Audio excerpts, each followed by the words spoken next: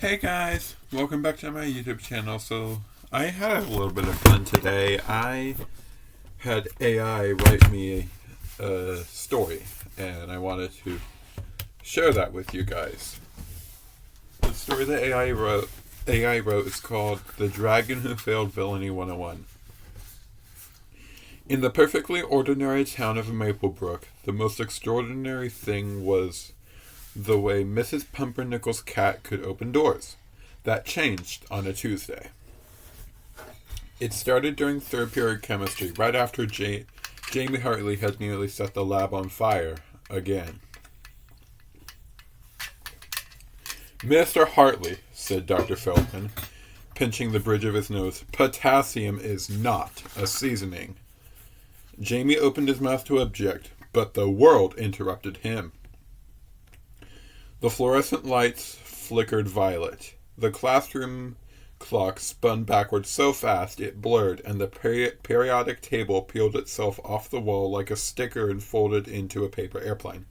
It hovered in front of Jamie, oriented itself, and in a very polite voice, "Excuse me, is this Section 12B designated chosen one?" The whole class stared.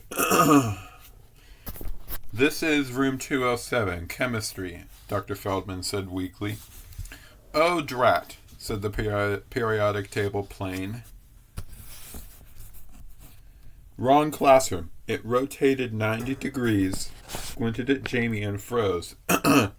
"Wait, prophecy signature detected. You are Jamie Hartley, age 17, GPA, oof. You are the chosen one. Congratulations. You have been selected to save the world from untold doom." A beat of silence. "Cool," said someone in the back. "Does this excuse us from the quiz?" The airplane popped into a cloud of harmless glitter, which immediately triggered the fire alarm. After the chaotic evacuation, two things were clear to Jamie. One, he was the chosen one, supposedly. Two, he'd been given zero instructions, zero powers, and approximately 1 metric ton of confusion. That changed when he got home.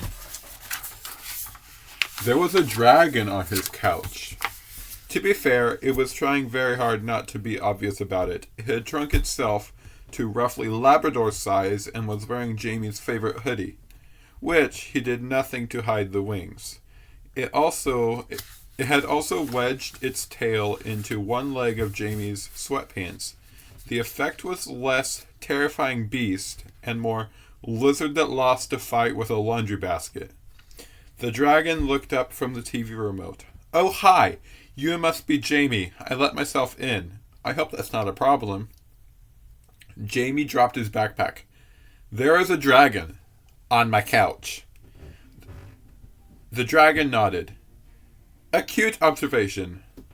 I'm Zarkoth, the devourer of..." It cleared its throat when Jamie's eyes went wide. "Of snacks. Zarkoth, the devourer of snacks. World-ending dragon of the 9th Inferno Circle, second in my class in Villainy 101. I'm here to..." It unfurled a small scroll, squinted, and read, "Bring about the Age of Shadows, strike fear into the hearts of mortals, yada yada." You know, standard dark prophecy stuff. "You're going to destroy the world from my living room." Jamie looked around at the sagging couch and the crooked family photos. "Aim higher." Zarkoth sighed, slumping. "Well, I was going to arrive in a storm of fire and despair, but the teleportation spell glitched and dropped me in your sink. Do you have any idea how hard it is to look menacing while covered in dish soap?" Jamie blinked. "Why are you small?" "Oh, this?" Zarkoth flexed his tiny claws. "Probationary form. There was an incident in Intro to Pillage. Union rules say I have to start all my new apocalypses in community safe mode. No full-size dragon until after I pass my evil internship evaluation." "Of course," Jamie muttered. "The apocalypse has HR." Zarkoth perked up. Exactly. Finally, someone gets it. So, Jamie said 50 minutes later, sitting across from the dragon at the kitchen table, you're supposed to end the world. I'm the chosen one, and we have to fight, Zarkoth finished. Then he peered into his teacup. Do you have any sugar? This chamomile is aggressively non-threatening. Jamie pushed the sugar toward him. And you're okay just telling me your whole plan? Plan? Zarkoth laughed, a tiny puff of smoke escaping his nostrils. I wish. My mentor said, Zarkoth, go to realm 387B, terrorize the populace, fulfill the dark prophecy, don't embarrass us. That's it. No orientation packet, no checklist. I googled how to conquer a world and ended up on a cat video channel for 3 hours. Sorry for the burp. That's relatable, Jamie admitted. So what's the prophecy say I'm supposed to do? Zarkoth unrolled another scroll. This one was covered in dramatic Gothic lettering and exactly 3 coffee stains. Ahem. In the age of streaming and student debt, when hope is low and Wi-Fi is weak, the dragon of dread shall rise. Only the chosen one, bearing the mark of unremarkable destiny, can oppose them. Jamie blinked. The mark of what? Zarkoth pointed to Jamie's forearm. A faint glowing symbol had appeared there, an extremely unimpressive circle with a dot. That's just a badly drawn power button, Jamie said. Exactly, Zarkoth said. Symbolic. On, off. Hope, despair. You're very metaphorical. Great, Jamie said. So how do I stop you? Fight me, Zarkoth said, clearly reciting. On the field of eternal battle. Where's that? Zarkoth looked embarrassed. According to the map, the football field. Jamie stared at him, then started to laugh. You want to duel on the football field? During what? Halftime? Zarkoth's eyes lit up. Oh, that's brilliant. Instant audience. Fear spreads best in crowds. Can you arrange that? Arr! No! I'm not organizing my own apocalyptic showdown. I have a calc test Friday. Zarkoth scratched the back of his neck with a tiny claw. Look, can I be honest? I really need to pass this assignment. If I fail another apocalypse, they're going to reassign me to minor annoyances and parking tickets. I can't spend the next century making people's meters expire 30 seconds too early. I'll lose my edge. Jamie rubbed his temples. So you just need it to look like you tried to end the world. Zarkoth hesitated. Officially, I shouldn't answer that. Unofficially, he leaned in. Yes, there's a rubric. A rubric, Jamie repeated. Zarkoth slid a crumpled sheet of parchment across the table. It was entitled Apocalypse 101. Final project grading rubric. Global dread, 30 points. Property damage, 25 points. Heroic opposition, 20 points. Dramatic speeches / monologues, 15 points. Costume and thematic consistency, 5 points. Extra credit. Creative use of lava. Jamie scanned it. You only need 70 points to pass. And my last attempt only got me 68, Zarkoth said miserably. Lost marks in thematic consistency because my minions wore orange instead of black. Too cheerful, said the examiner. I haven't recovered. Jamie thought it over. He thought about the weird airplane in Chem, the glowing symbol on his arm, his very regular, very small town. Then he said the most irresponsible sentence of his life. What if, Jamie said slowly, we staged it? Zarkoth blinked. Staged the apocalypse?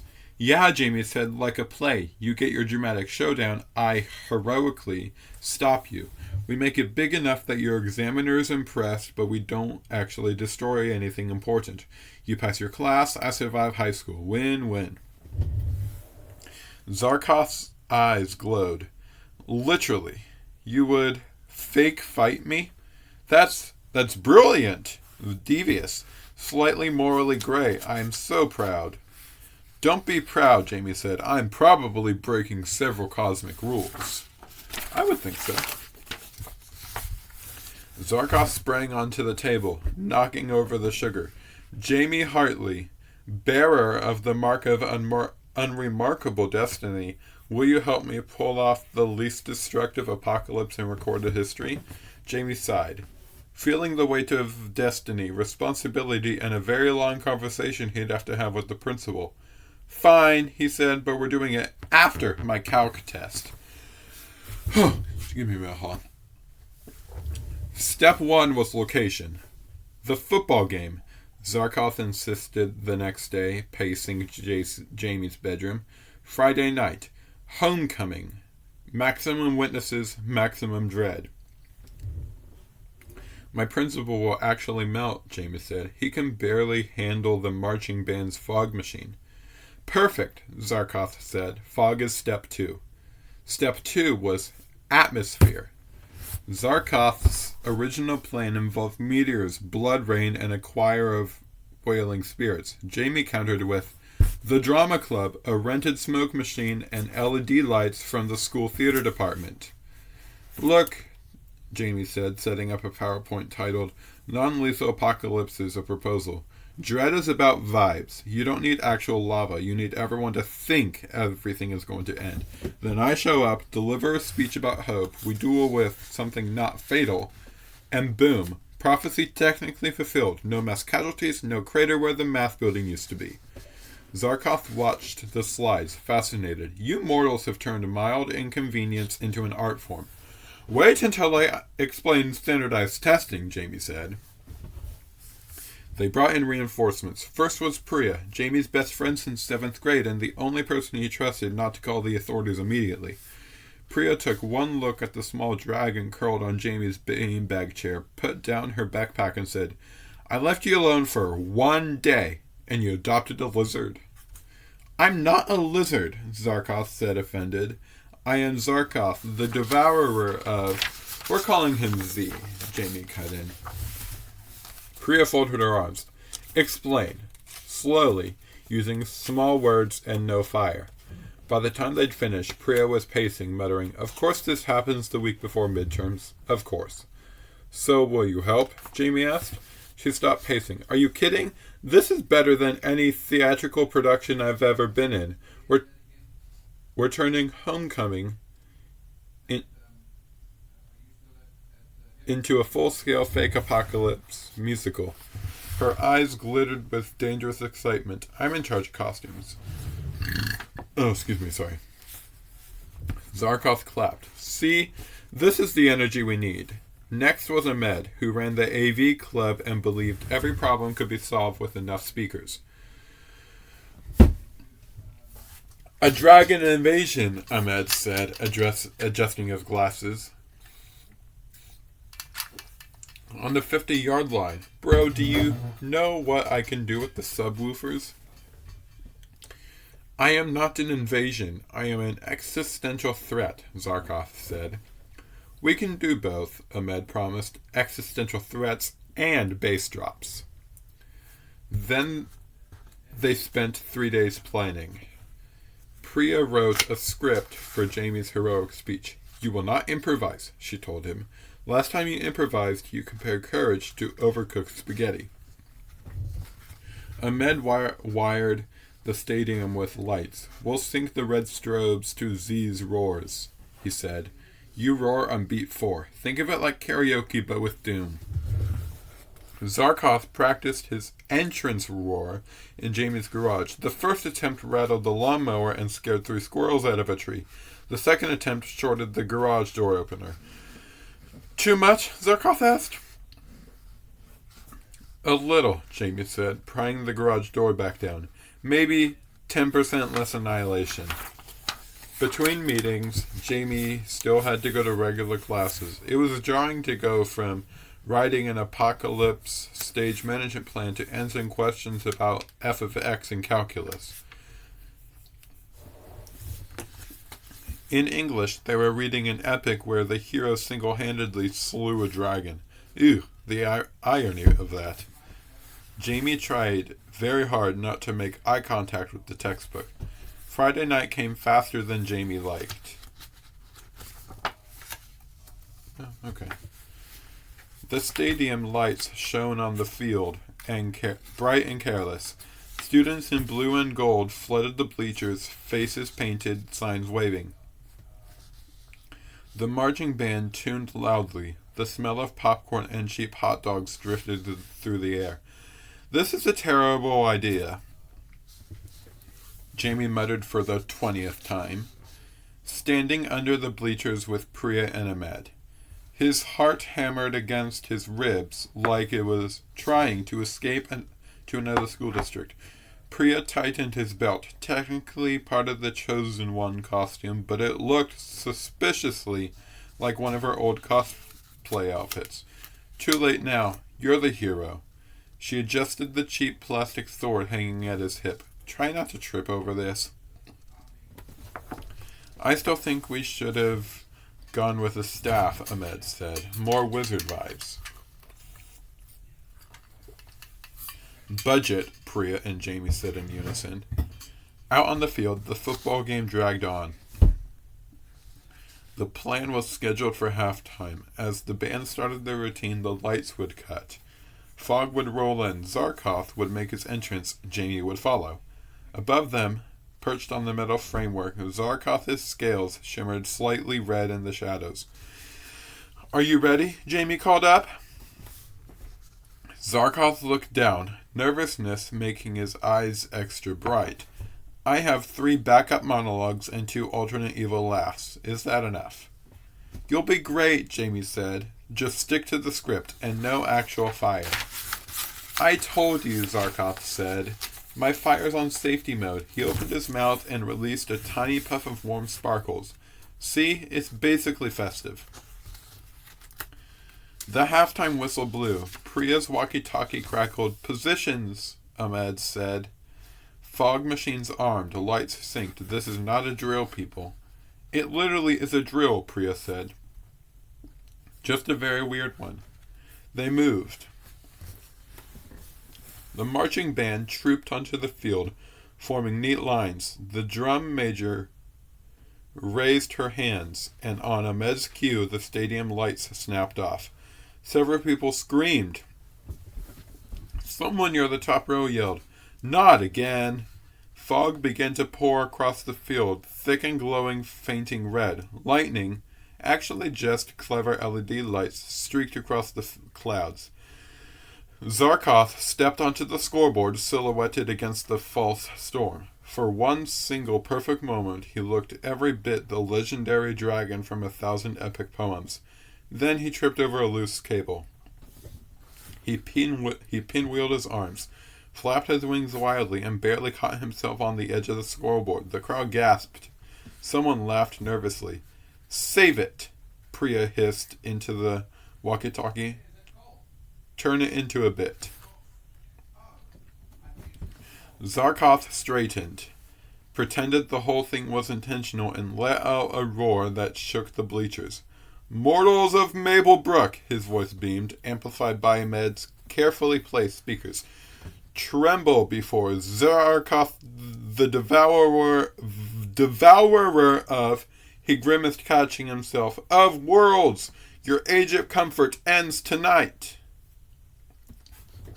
The crowd fell mostly silent. Phones went up, recording. "Special effects are wild this year," someone said. "Is that a real dragon?" "Dude, it's definitely CGI," another replied. "School doesn't have budget for that."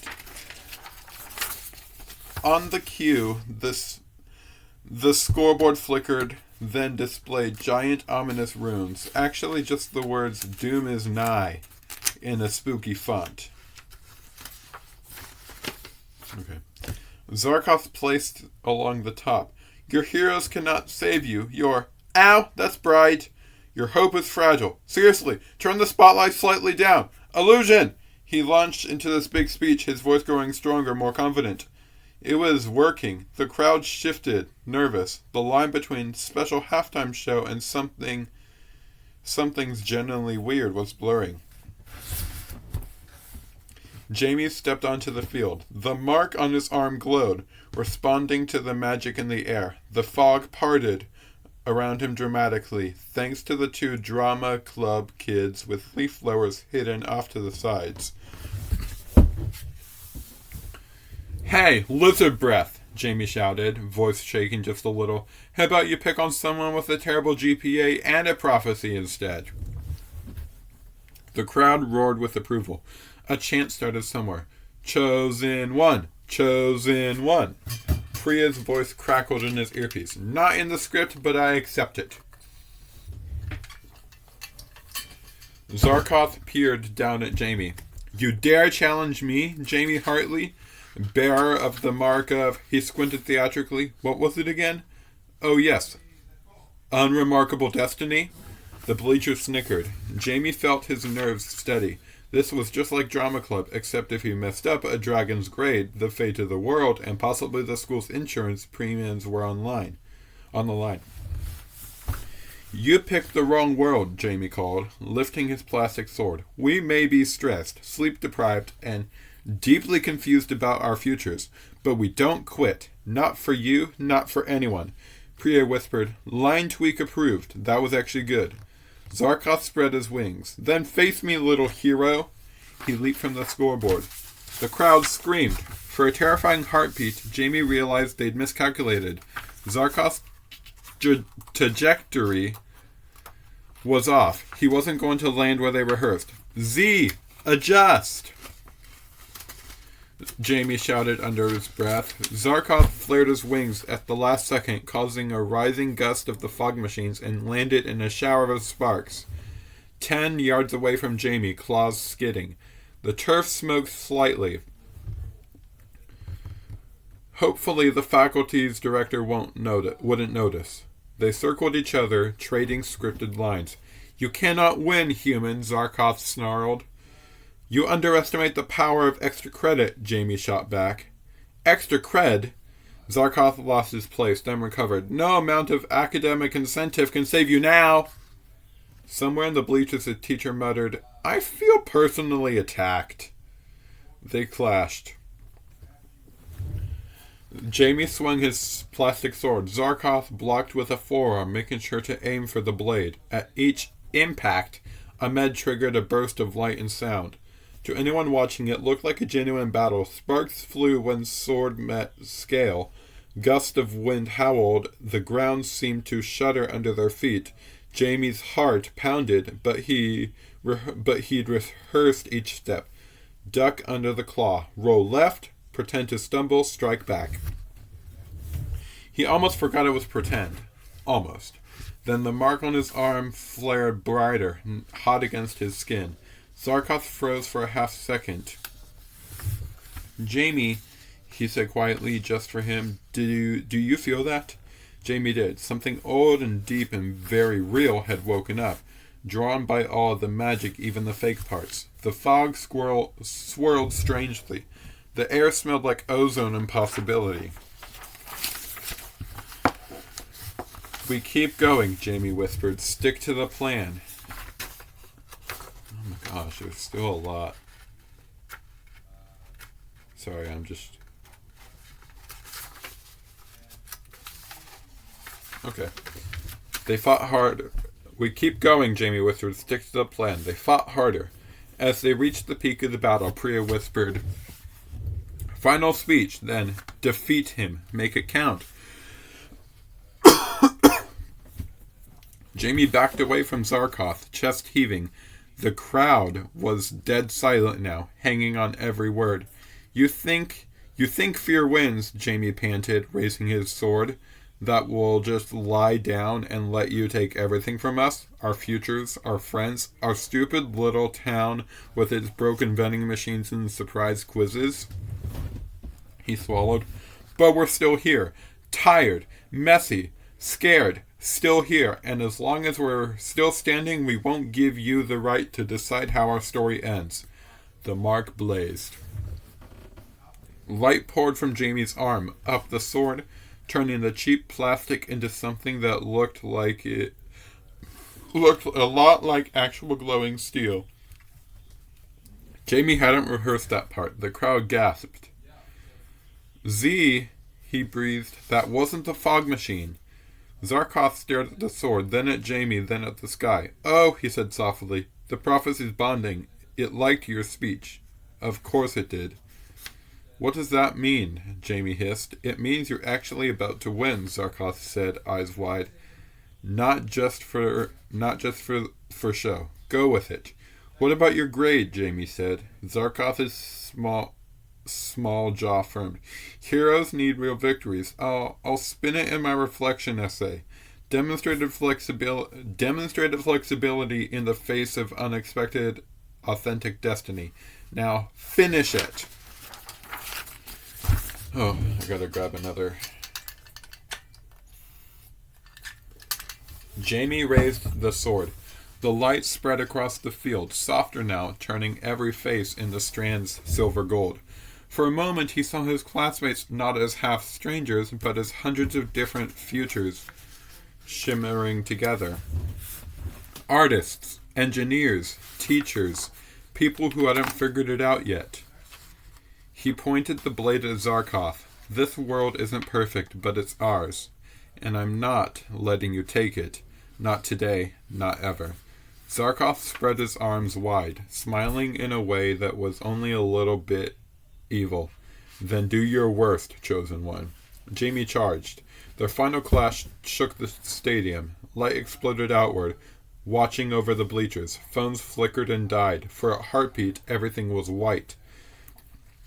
Then the light snapped back, sucked like water into a drain, and funneled straight through Zarkoth. He staggered dramatically, clutched his chest, and let out a wail. No! Foiled by character development! He collapsed in a burst of harmless glittering smoke. When it cleared, only a small glowing stone remained on the field, pulsely fainting red. Silence. Then the bleachers erupted, cheering, screaming, clapping, a few people crying. The marching band, utterly confused but committed to the bit, struck up a triumphant song. Jamie's legs shook. He lowered the not plastic anymore sword, which was already fading back into ordinary plastic. The mark on his arm cooled, then settled into a faint silver scar. Out of habit, he looked for Zarkoth. A tiny puff of smoke rose from under the nearest bench. Zarkoth's head popped out, now about the size of a hamster. I'm still here, he whispered. On technical probation, but here. Jamie tried not to laugh with relief. You okay? Incredibly empowered, Zarkoth said. But I think I still passed authentic menace generation. Did you see the light show? Examiners love light shows. Priya and Ahmed rushed onto the field. Hold on, sorry.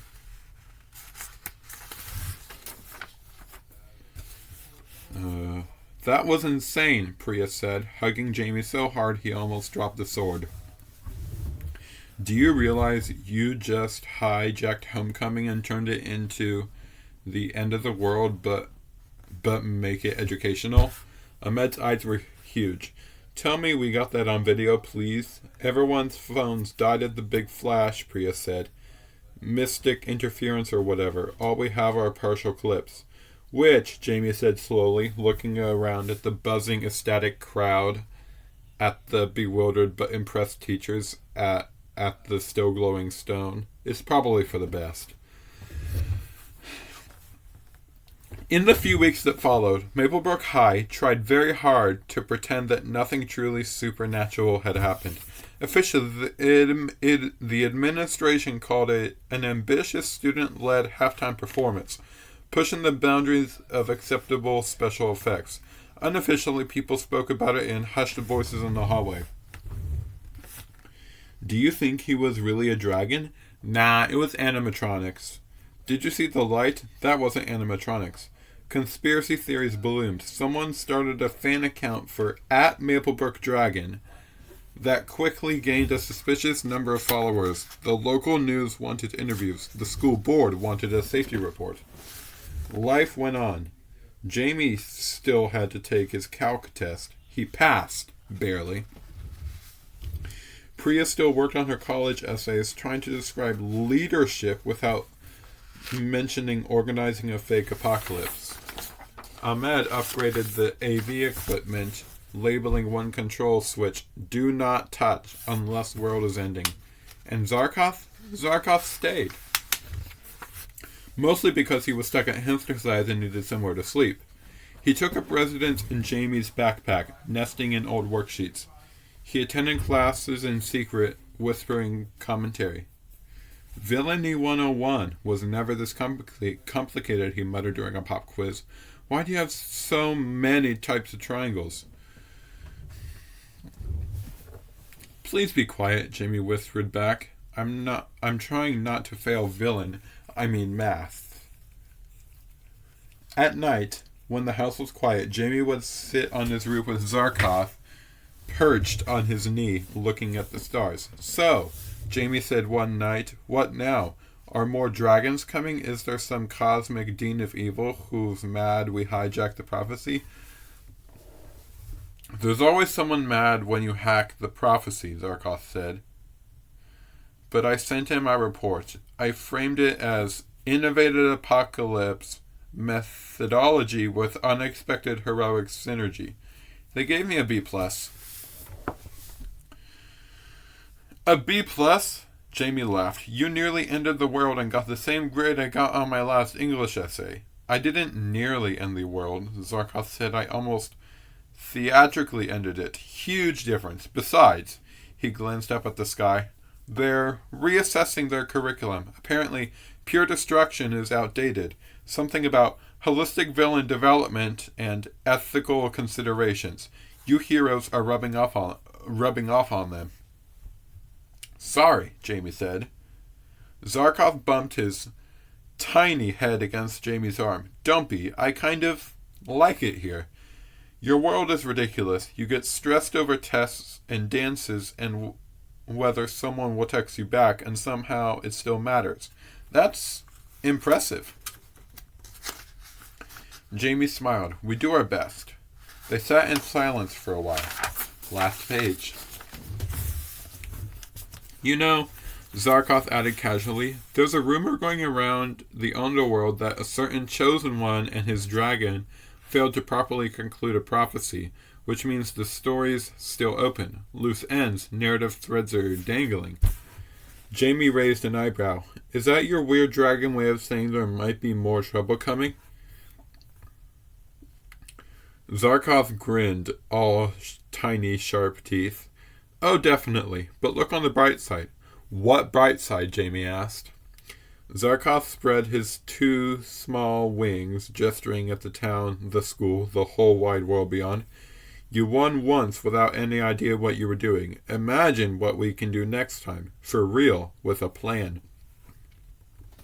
Jamie thought about calculus college, the next apocalypse, and the way his heart had steadied when he stood on that field with the whole town watching.